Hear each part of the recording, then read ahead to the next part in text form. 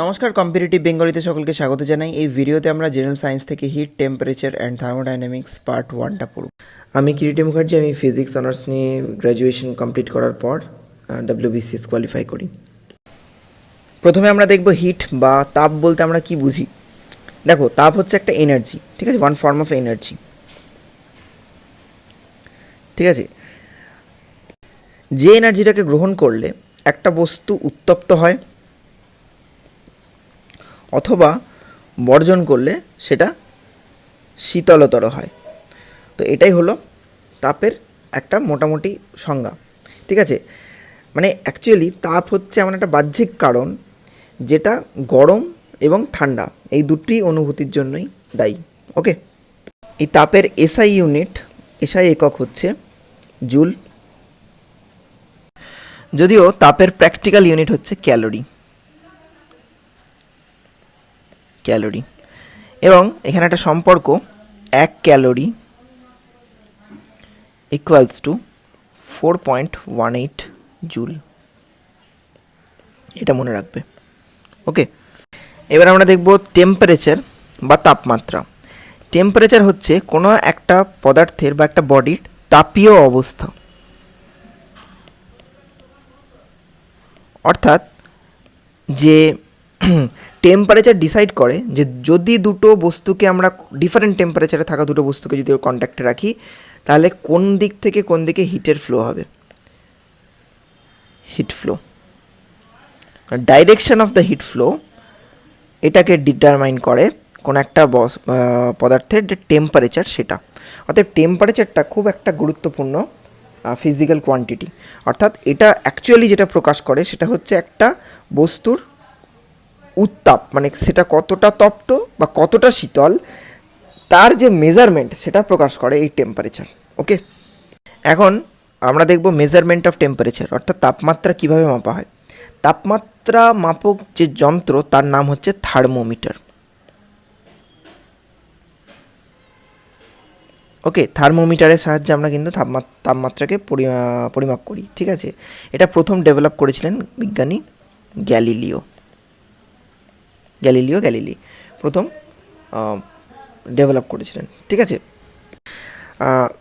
Actually অনেক ধরনের thermometer হয়, কিন্তু মোস্ট কমনলি ইউজড যে থার্মোমিটার সেটার নাম হচ্ছে মার্কারি ইন গ্লাস থার্মোমিটার।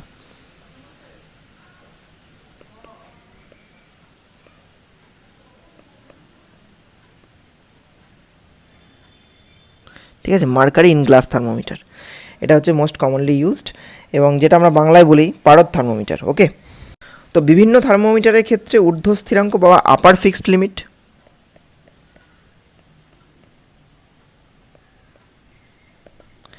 এবং লোয়ার ফিক্সড লিমিট এর ওপর বেস করে ডিফারেন্ট স্কেলস ডেভেলপ করা হয়, ঠিক আছে, যার সাহায্যে আমরা কিন্তু অ্যাকচুয়ালি টেম্পারেচারটাকে মেজার করতে পারি। ওকে, তো একটা থার্মোমিটারের ক্ষেত্রে সর্বোচ্চ যে তাপমাত্রার পার্টটাকে মার্ক করা থাকে সেটাকে আমরা বলি আপার ফিক্সড লিমিট, ঠিক আছে। তো এই আপার ফিক্সড লিমিট হচ্ছে সর্বোচ্চ মার্ক করা টেম্পারেচার একটা থার্মোমিটারে, আর লোয়ার ফিক্সড লিমিট হচ্ছে সর্বনিম্ন মার্ক করা টেম্পারেচার একটা থার্মোমিটারে।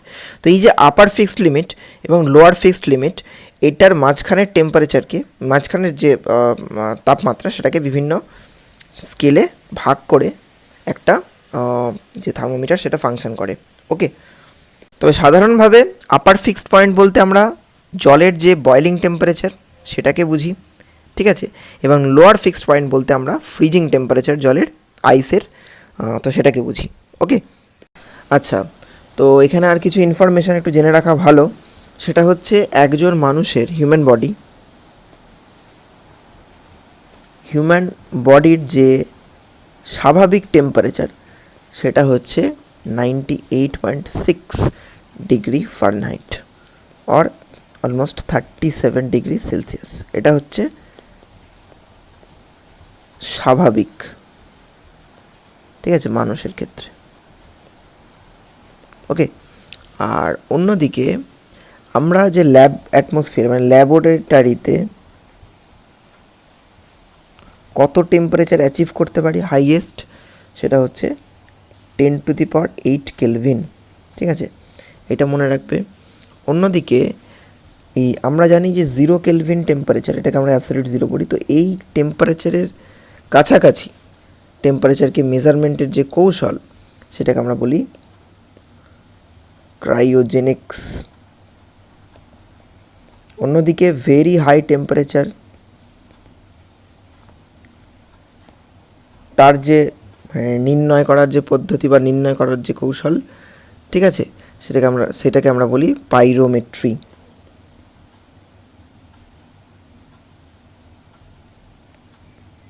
ঠিক আছে, এটা একটু মনে রাখবে। এবার আমরা দেখব টেম্পারেচারের বিভিন্ন স্কেল। মূলত আমরা 3 ধরনের স্কেল নিয়ে ডিল করব। একটা হচ্ছে সেলসিয়াস স্কেল, ফারেনহাইট স্কেল এবং কেলভিন স্কেল। বাকি আরও অনেক স্কেল আছে, সেগুলো খুব একটা ইম্পর্টেন্ট না, সেগুলো পড়বার খুব একটা প্রয়োজনীয়তা আসবে না। এই 3টে স্কেলের ক্ষেত্রে একটা জিনিস বুঝে নিতে হবে, সেটা হচ্ছে লোয়ার ফিক্সড পয়েন্ট,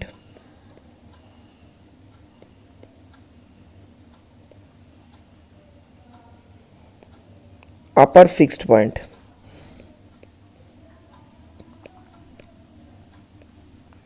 ঠিক আছে, এই দুটোই, এটা লোয়ার ফিক্সড পয়েন্ট হচ্ছে আইস পয়েন্টকে নেওয়া হয়, সব কটা স্কেলের ক্ষেত্রে আইস পয়েন্টকে লোয়ার ফিক্সড পয়েন্ট নেওয়া হয়। আর এটা হচ্ছে বয়লিং টেম্পারেচার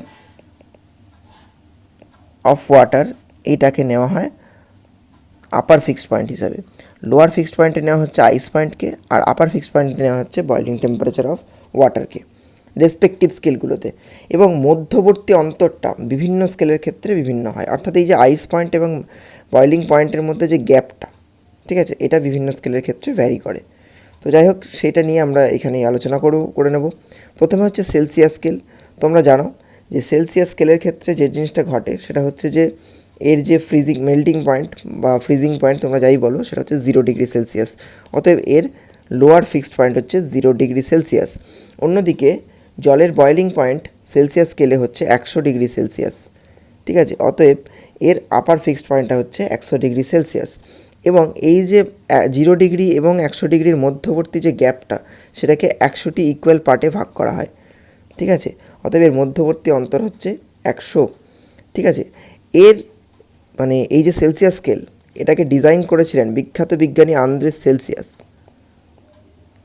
ঠিক আছে,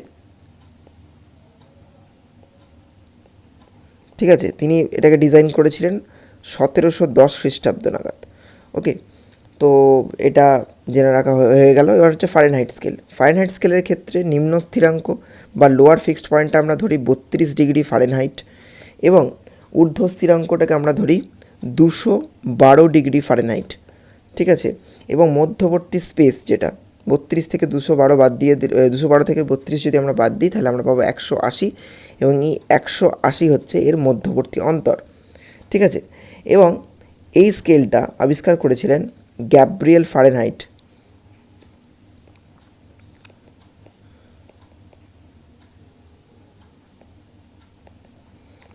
ইন দ্য ইয়ার 1717 খ্রিস্টাব্দে গ্যাব্রিয়েল ফারেনহাইট এটাকে আবিষ্কার করেছিলেন। পরবর্তী স্কেল হচ্ছে কেলভিন স্কেল। দেখো, এই স্কেলের আইস পয়েন্ট আর স্টিম পয়েন্ট দুটোকে ধরা হয় যথাক্রমে 273, মানে আপার 273 কেলভিন। এই 273 কেলভিনটাকে আমরা ধরি এর যেটা ফ্রিজিং পয়েন্ট বা নিম্ন স্থিরাঙ্ক, আর 373 কেলভিনকে আমরা ধরি এর ঊর্ধ্ব স্থিরাঙ্ক। ঠিক আছে, এবং মাঝখানের যে পার্ট 273 থেকে 373 পর্যন্ত, এটাকে আমরা 100 ইকুয়াল পার্টে ভাগ করি, ঠিক যেরকমটা করেছিলাম সেলসিয়াস স্কেলের ক্ষেত্রে। ঠিক আছে, এটাকে মানে এই যে কেলভিন স্কেল, এটাকে ডিজাইন করেছিলেন বিজ্ঞানী কেলভিন। তার নাম অনুসারে এই স্কেলের নামকরণটি হয়েছে। ওকে, এইবার তোমাদেরকে জেনে নিতে হবে সেটা হচ্ছে যে এই 3টে স্কেলের মধ্যে কি স্বাভাবিক রিলেশন আছে। এখানে একটা ফর্মুলা আছে যেটা তোমরা জেনে রাখো, C/5 ইকুয়ালস টু F-32/9, এটা ইকুয়ালস টু K-273/5। অর্থাৎ কোনো একটা স্কেলের কোনো একটা টেম্পারেচারের মানে সেলসিয়াস পার্টটাকে আমরা সি ধরছি, ফারেনহাইট পার্টটাকে আমরা এফ ধরছি, এবং কেলভিন পার্টটাকে আমরা কে ধরছি।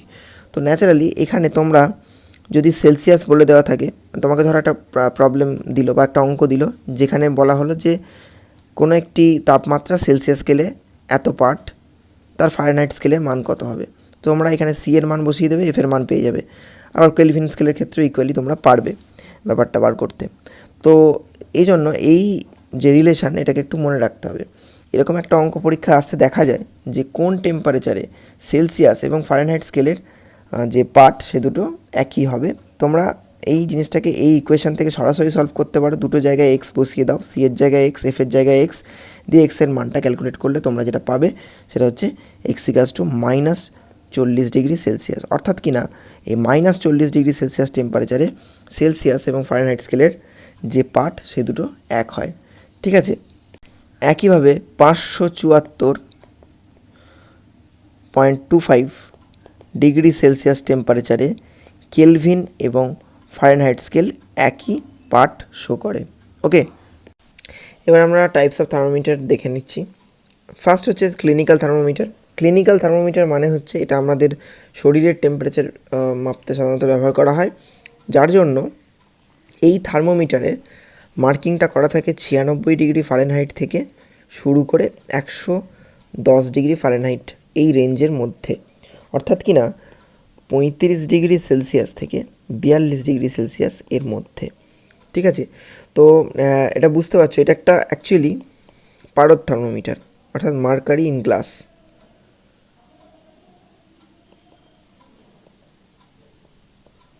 ঠিক আছে,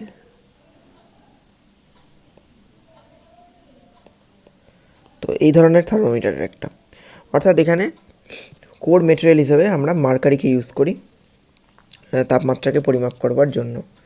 ঠিক আছে, তো এটা সাধারণত মানুষের জিভের তলায় দিয়ে টেম্পারেচার মাপা হয়, সেই অনুযায়ী ট্রিটমেন্ট ইত্যাদি করা হয়। তো এটা ক্লিনিক্যালি ইউজ করা হয় বলে এটাকে নাম আমরা ক্লিনিক্যাল থার্মোমিটার রেখেছি। ওকে, অন্যদিকে ইলেকট্রনিক থার্মোমিটার, এক্ষেত্রে কি হয় যে একটা ফ্যাক্ট যেটা হচ্ছে গুড কন্ডাক্টর, তাদের যে রেজিস্ট্যান্স, ঠিক আছে, কন্ডাক্টরের যে রেজিস্ট্যান্স এটা উইথ রাইজিং টেম্পারেচার এটা বাড়তে থাকে। এই ফ্যাক্টের উপর বেস করে ইলেকট্রনিক থার্মোমিটারকে কিন্তু ডিজাইন করা হয়েছে। ঠিক আছে, ক্ষেত্রে যেটা হয় ডিজিটালি আমরা টেম্পারেচারটাকে মার্ক করতে পারি। আরেকটা জিনিস হচ্ছে যে পারদ থার্মোমিটারে, এই যে ক্লিনিক্যাল থার্মোমিটার, এই ক্লিনিক্যাল থার্মোমিটারে কিন্তু যদি আমরা থার্মোমিটারটাকে কোনো মানে ওই 110°F থেকে উচ্চ তাপমাত্রা বিশিষ্ট কোনো বস্তুর মধ্যে যদি এটাকে ডুবিয়ে দিই, তাহলে কিন্তু থার্মোমিটারটা ফেটে যাবে। ওকে, এবার আমরা দেখব হিউমিডিটি। ঠিক আছে, বা মানে আর্দ্রতা। তো বিষয়টা কি, যে আমরা জানি যে আমাদের যে অ্যাভেলেবেল বাতাস, সেই বাতাসের একটা নির্দিষ্ট পরিমাণ জলীয় বাষ্প ধারণ ক্ষমতা আছে। যাই হোক, তো সেই বাষ্প ধারণ করার যে বিষয়টা, কতটা বাষ্প আছে একটা সার্টেন অ্যামাউন্টের এয়ারের মধ্যে একটা সার্টেন টেম্পারেচারে, সেটাই হচ্ছে হিউমিডিটি। ওকে, অর্থাৎ কি না আমাদের যে এয়ার, সেই এয়ারে যে প্রেজেন্ট ওয়াটার ভেপার,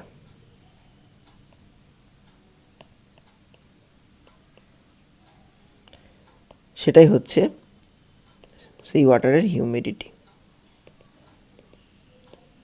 ঠিক আছে, অর্থাৎ বাতাসে সার্টেন অ্যামাউন্টে সার্টেন টেম্পারেচারে, কারণ টেম্পারেচারের উপর এগুলো নির্ভর করে এবং বিভিন্ন অন্যান্য যে প্রভাবক সেগুলোর উপরে ডিপেন্ড করে। তো সেই যতটা পরিমাণে জলীয় বাষ্প থাকবে সেটা হিউমিডিটি। তো এই হিউমিডিটি আমরা দুভাবে মাপি, একটা হচ্ছে অ্যাবসলিউট হিউমিডিটি,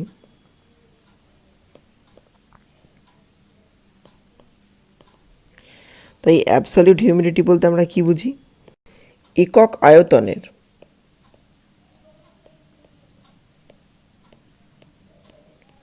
ঠিক আছে, অর্থাৎ ইউনিট ভলিউমের বায়ুতে যে উপস্থিত ওয়াটার ভেপার, সেটাকে আমরা বুঝি অ্যাবসলিউট হিউমিডিটি। এর যেটা একক সেটা হচ্ছে গ্রাম ইনভার্স কিউব। ঠিক আছে, এটা হচ্ছে এর ইউনিট। ওকে, আরেকটা কনসেপ্ট আছে, সেটা হচ্ছে রিলেটিভ হিউমিডিটি।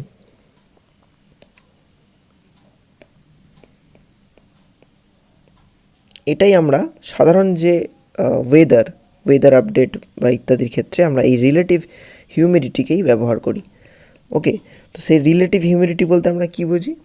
রিলেটিভ হিউমিডিটি হচ্ছে একটা রেশিও, ঠিক আছে? কিসের রেশিও? সেটা হচ্ছে একটা সার্টেন টেম্পারেচারে, ঠিক আছে, সার্টেন টেম্পারেচারে একটা সার্টেনলি মানে গিভেন ভলিউম অফ এয়ার, ঠিক আছে? তো এই সার্টেন টেম্পারেচার এবং একটা গিভেন ভলিউম অফ এয়ারে যত পরিমাণ ওয়াটার ভেপার আছে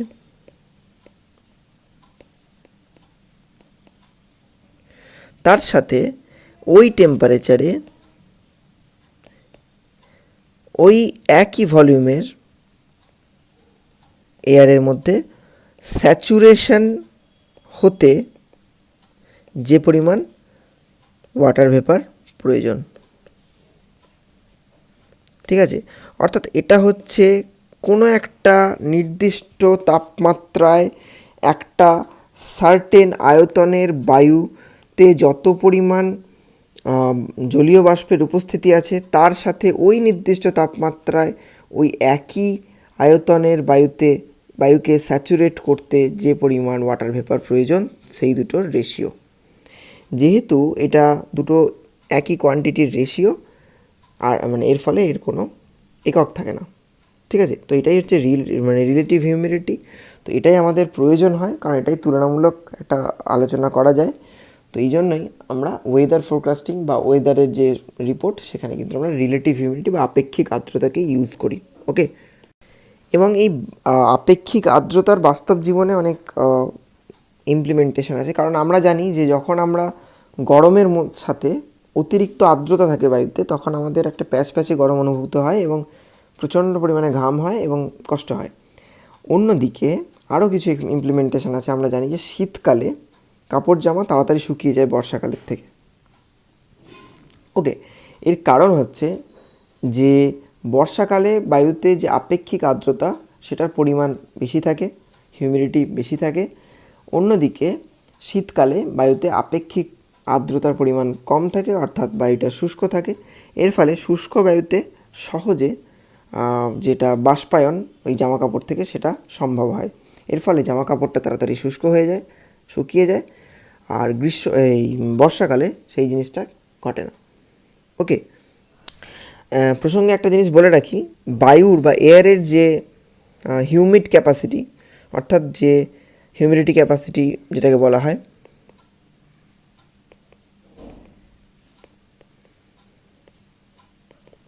অর্থাৎ যে সর্বোচ্চ জলীয় বাষ্প ধারণ ক্ষমতা স্যাচুরেট হতে, সেইটা টেম্পারেচার বাড়ার সাথে সাথে বাড়তে থাকে। অর্থাৎ এটা যদি আমি বায়ুর টেম্পারেচার বাড়াই তার হিউমিডিটি ক্যাপাসিটি বা বাষ্প ধারণ ক্ষমতাটা কিন্তু বৃদ্ধি পাবে, ঠিক আছে? এটা হচ্ছে অনলি ফান্ডা, তো এটা একটু মনে রাখতে হবে। তো হিট, টেম্পারেচার এবং থার্মোডাইনামিক্স সংক্রান্ত ফার্স্ট যে ভিডিও সেটা আমরা এখানে শেষ করছি। ভিডিওটা ভালো লাগলে লাইক করে দিও, যদি কোনো প্রশ্ন থাকে কমেন্ট করে জানিও, আর যদি চ্যানেলটা এখনও সাবস্ক্রাইব না করা থাকে চ্যানেলটা সাবস্ক্রাইব করে দিও। So thanks for watching and God bless you.